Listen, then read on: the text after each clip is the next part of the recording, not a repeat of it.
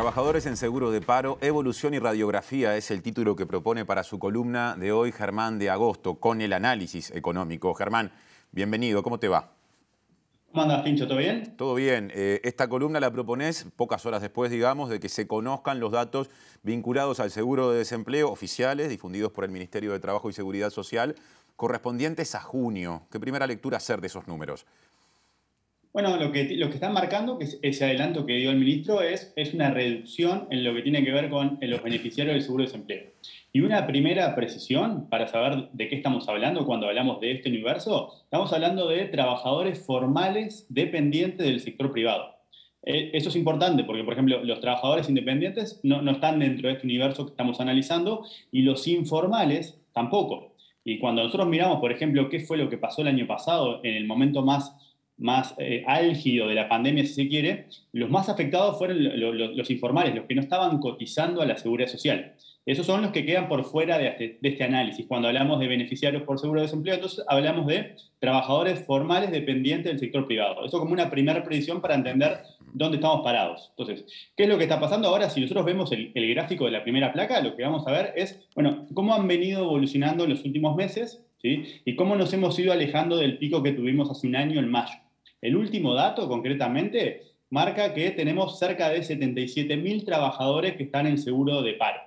Y dentro de esa población o dentro de ese universo tenemos que distinguir también, ¿sí?, los que son por seguro de paro total, que son más o menos el 60%, ¿sí?, más o menos son 46.700 trabajadores, y los que son por seguro parcial o flexible, que son esas modalidades que se fueron propuestas en los últimos meses justamente para dar cabida, ¿sí?, a una flexibilización o a establecer condiciones más laxas que permitan alcanzar una población mayor bajo los beneficios de la red de protección social que supone los seguros por desempleo. Entonces, cuando pensamos en cómo se ha venido dando la transición, ¿sí?, por ejemplo, si lo comparamos con el mes anterior, Sí. el 75% de trabajadores que estaban en seguro de paro el mes anterior fueron reincorporados, ¿sí? O sea que el 25%, uno de cada cuatro, terminó en despido total, ¿sí? O sea que eso es como para ver cómo se está dando esa matriz de transición. Y de los que ingresaron, de los que no estaban en mayo, pero están en junio,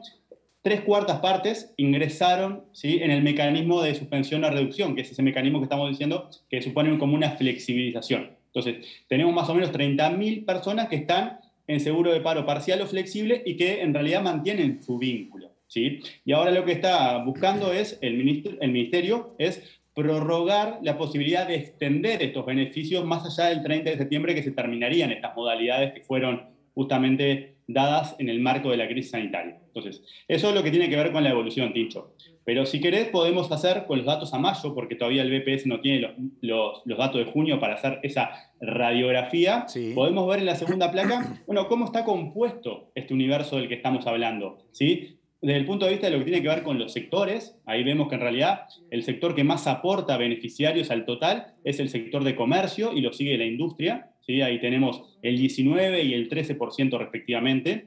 Una precisión sobre estos números, esto es el aporte total de cada sector, pero obviamente un sector como comercio es un sector que emplea a muchas personas. Claro. Entonces, en términos relativos, es esperable que su contribución sea mayor.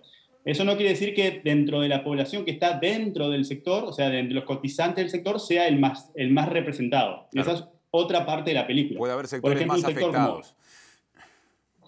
los que están más afectados, por ejemplo, alojamiento y servicios de comida, por Claro. ejemplo, en términos de la cantidad de beneficiarios como proporción de los cotizantes totales, ¿sí? Ahí tenemos una medida relativa al propio sector y no relativa a la totalidad, ¿sí? O sea que son como dos partes de la película, las dos nos ayudan a entender un poquito.